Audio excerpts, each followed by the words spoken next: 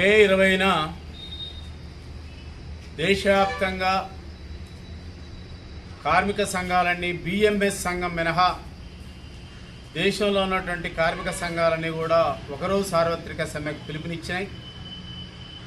అదేవిధంగా 400 రైతు సంఘాల ఐక్యవేదిక అయినటువంటి సంయుక్త కిసాన్ మోర్చా కూడా సమ్మెను బలపరుస్తూ ఉంది. కేంద్ర కార్మిక సంఘాలతో పాటు ఐఎఫ్టీ కూడా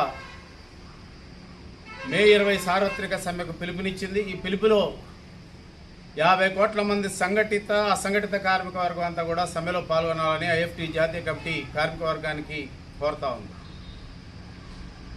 ఈ మే 20 సార్వత్రిక సమ్మె ఎందుకు? ప్రధానంగా మోడీ అధికారంలోకి వచ్చినటువంటి 10 సంవత్సరాల కాలంలో కార్మిక వర్గం 100 సంవత్సరాలుగా పోరాడి సాధించుకున్నటువంటి 8 గంటల పని దినంతో పాటు అయితే కార్మిక చట్టాలు ఉనికిలో ఉన్నాయో ఇప్పటిదాకా కార్మిక వర్గం తమ సమ్మెలతోటి ఆందోళనతోటి యాజమాన్యాల ప్రభుత్వాల యొక్క మెడలు వంచి అనేక త్యాగాలతో సాధించుకున్నటువంటి చట్టాలు ఏవైతున్నాయో ఆ చట్టాలలో మార్పుల్ని ఇవాళ మోడీ ప్రభుత్వం తీసుకొచ్చింది. కరోనా కాలంలో ప్రజలందరూ కూడా చావు బతుకుల్లో ఉన్నటువంటి పరిస్థితుల్లో దేశంలో ఏ కార్మిక సంఘాలతో చర్చించకుండా రాష్ట్ర ప్రభుత్వాలతో చర్చించకుండా ఏకపక్షంగా పార్లమెంట్లో కరోనా సమయంలో ఈ కోళ్లను ఆమోదించింది. 29 కార్మిక చట్టాలని 4 కోళ్లుగా ఆమోదించడం వెనక ఏముంది? ఏం మార్పులు తీసుకొచ్చింది? ఎందుకు తీసుకొచ్చింది?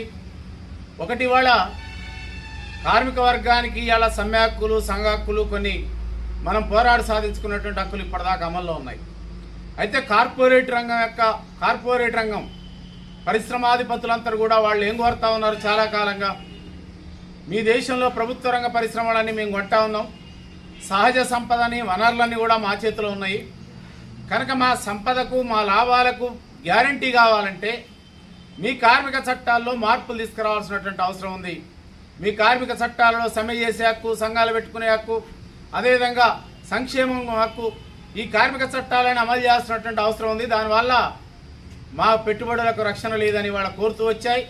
మోడీ ప్రభుత్వం వాళ్ళ ప్రయోజనాలకు అనుగుణంగా కార్పొరేట్ రంగ ప్రయోజనాలకు అనుగుణంగా పార్లమెంట్లో చట్టం తీసుకొచ్చింది, ఆమోదం తెలియజేసింది, 4 కోళ్లు తెచ్చింది. దీనివల్ల ఏం జరుగుతూ ఉంది? 50 కోట్ల మంది సంఘటిత అసంఘటిత కార్మిక వర్గం యొక్క సమ్మె హక్కు సంఘ హక్కు లేకుండా పోతా ఉంది. ఇప్పుడు 14 రోజుల్లో సమ్మె చేసే హక్కు ఉంది, సమ్మె నోటీస్ ఇచ్చి. కానీ ఇప్పుడు ఆ మార్పుల వల్ల ఎన్ని రోజులైనా కార్మికుల డిమాండ్లు చర్చల ద్వారా పరిష్కరించుకోవాలి తప్ప సమ్మెలో పోవడానికి వీల్లేదు. సమ్మెలో పోయినటువంటి నాయకుల మీద శిక్షలు వేసి జైల్లో పంపించేటువంటి అధికారాన్ని వాళ్ళ కట్టబెట్టింది. వాళ్ళకు సంఘాలు పెట్టుకోవడం క్లిష్టతరం చేసింది. ఇప్పటికే దేశంలో 90% పైగా కార్మికులు ఇవాళ కార్మిక సంఘాల్లో లేరు.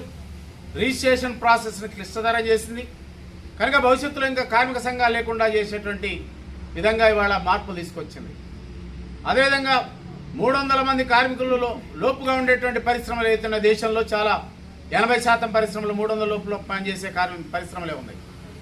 ఈ పరిశ్రమలకు 300 లోపు ఉండేటువంటి కార్మికులు ప్రజాదాక్షిణ్యాల మీద ఆధారపడి మాత్రమే వాళ్ళ హక్కులు ఉంటాయి.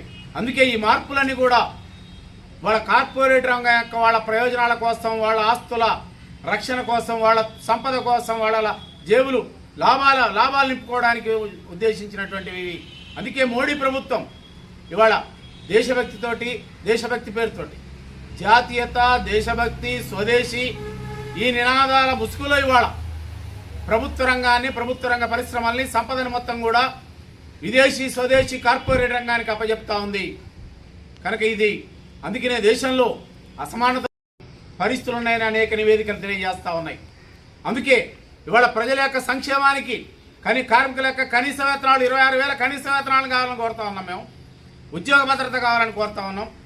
దేశంలో ఉన్నటువంటి ఆశ, అంగన్వాడీ, మిడ్ డే మీల్స్ లాంటి స్కీమ్ వర్కర్లు కార్మికులుగా గుర్తించట్లేదు. వాళ్ళ కనీస హక్కులు కూడా లేవు.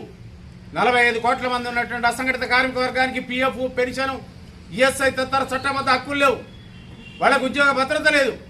ప్రభుత్వ రంగ పరిశ్రమలో పర్మనెంట్ కార్మికులు తగ్గించి మొత్తం కూడా కాంట్రాక్ట్ అవుట్సోర్సింగ్ కార్మికులు మొత్తం కూడా నియమిస్తున్నటువంటి ఒక పరిస్థితి ఉంది. అందుకే ఇవాళ కార్మికుల అభివృద్ధి అంటే, దేశ అభివృద్ధి అంటే, కార్మికుల అభివృద్ధి అంటే ఉద్యోగ భద్రత, కనీస వేతనాలు 26,000 ఉండటం, పిఎఫ్, ఈఎస్ఐ పెన్షన్లు దిగిపోయిన తర్వాత వాళ్ళు 20 సంవత్సరాల తర్వాత వాళ్ళ పెన్షన్ ఇవ్వడం, ఇది కార్మికుల యొక్క సంక్షేమం, అభివృద్ధి అంటే ఇవి ఉండాలి తప్ప ఇవాళ వీళ్ళ కోసం పనిచేయట్లేదు మోడీ. కార్పొరేట్ రంగానికి, వాళ్ళ ఆస్తులు పెంచడానికి వాళ్ళ సీఈఓగా పనిచేస్తూ ఉంది. దేశ సహజ సంపదల్ని, వనరులని మొత్తం కూడా వాళ్ళకు అప్పచెప్పడానికి ఇవాళ ఒక బ్రోకర్గా, దళారీగా పనిచేస్తున్నటువంటి ఒక పరిస్థితి ఉంది. అందుకే మేము కోరేటువంటిది ప్రధానంగా ఇవాళ దేశంలో 16.5 లక్షల కోట్ల రూపాయల కార్పొరేట్ రంగం యొక్క వాళ్ళ అప్పుల్ని ఇవాళ రద్దు చేయడానికి ఇవాళ ప్రభుత్వం రెడీగా ఉంది. కానీ కార్మికుల సంక్షేమానికి, కనీస వేతనాలు ఇవాళ అమలు చేయడానికి, పర్మనెంట్ చేయడానికి ఇవాళ సిద్ధంగా లేదు. అందుకే ఇవాళ దేశంలో కార్మిక వర్గం అంతా కూడా మా హక్కులు, సౌకర్యాల కోసం, మా సమ్మె హక్కు, సంఘ హక్కు కోసం మే 20న సార్వత్రిక సమ్మెలో పాల్గొంటామని వాళ్ళ కార్మిక వర్గం ముందుకు వస్తూ ఉంది. ఇవాళ అదేవిధంగా ఇవాళ జాతీయ కార్మిక సంఘాలు 10 కేంద్ర కార్మిక సంఘాలు మాత్రమే ఇవాళ దేశంలో ఇట్లాంటి నిర్ణయాలు తీసుకుంటున్నాయి. ఐఎఫ్టీ లాంటి సెంట్రల్ ట్రేడ్ యూనియన్లని దాంట్లో భాగస్వాములు చేయటం లేదు. తద్వారా ఐక్యోద్యమాలలో కలపకపోవడం అనేటువంటిది కార్మిక వర్గ విశాల ఐక్య ప్రయోజనాలకి ఇది నష్టమని ఐఎఫ్టీ చెప్తా ఉంది. అదేవిధంగా ఒకరోజు సమ్మెలు ఇవాళ ప్రభుత్వ విధానాలకు వ్యతిరేకంగా, కార్మిక హక్కులు హరించేటువంటి ప్రభుత్వాల విధానాలకు వ్యతిరేకంగా 91 నుంచి ఇప్పటిదాకా 24 సార్వత్రిక సమ్మెలు చేసినాం. అయినా ప్రభుత్వం వెనక్కిపోలేదు. మరింత దూకుడుగా లేబర్ కోడ్లను కూడా అమలు చేయడానికి ముందు వస్తున్నటువంటి సమయంలో ఈ ఒక్కరోజు సమ్మెలు సరిపోవు. ఒకరోజు టోకెన్ సమ్మెలతో పరిష్కారం కాదు. ఢిల్లీలో రైతాంగం 325 రోజులు 3 కాలాల్లో 700 మంది చనిపోయినా కూడా నికరంగా ప్రైవేట్ రంగానికి వ్యవసాయాన్ని ఇచ్చేటువంటి విధానాలకు వ్యతిరేకంగా పోరాడింది. ఆనాడు ప్రైమ్ మినిస్టర్ దిగొచ్చి క్షమాపణలు చెప్పి ఆ చట్టాలు వెనక్కి తీసుకున్నటువంటి పరిస్థితి. అందుకే 50 కోట్ల మంది కార్మిక వర్గం, చైతన్యంతో అనేటువంటి కార్మిక వర్గం, ఇవాళ పట్టణాల్లో ఉన్నటువంటి కార్మిక వర్గం ఇవాళ నిరవధిక సమ్మెలో పోకుండా ఇవాళ కేవలం టోకెన్ సమ్మెలతోటి ప్రభుత్వ విధానాలను వెనక్కి కొట్టలేము, ప్రభుత్వ విధానాలను మనం అడ్డుకోలేము. అందుకే ఐఎఫ్టీ చెప్తా ఉంది, దేశంలో 10 కేంద్ర కార్మిక సంఘాలే కాదు, ఐఎఫ్టీ లాంటి విప్లవ కార్మిక సంఘాలు అనేకం దేశవ్యాప్తంగా సెంట్రల్ ట్రేడ్ యూనియన్లుగా పనిచేస్తుంది. వాళ్ళందరినీ భాగస్వాములు చేయాలి. అట్లా భాగస్వామ్యం లేకుండా ఒక రకంగా ఒట్టెత్తు విధానాన్ని అనుసరిస్తూ ఉంది.